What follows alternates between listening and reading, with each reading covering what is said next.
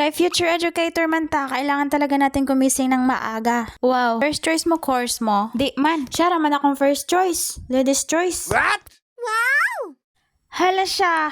At ayan, kitang-kita na naman ang dark circles ko sa aking under eye. Iwan ko na lang talaga. Halos araw-araw na lang talaga ako naiinis, lalo na't ito naman talaga ang biggest insecurity ko. Ano ba talaga? Puro ka na lang talaga. Talaga? Gusto mo ba ng talaba?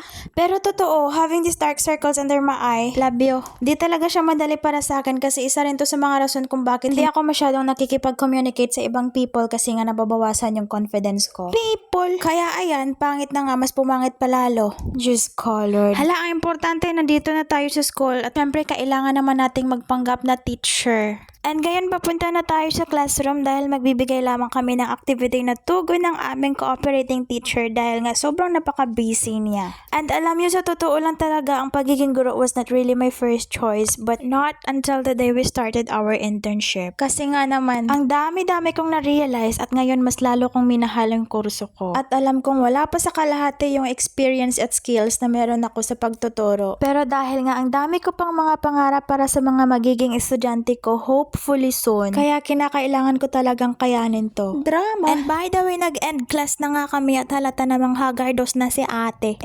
Mabuti pa itong dalawang kasamahan ko ang fresh palagi. Well, hanggang dito na lang po muna tayo ngayon. Bye!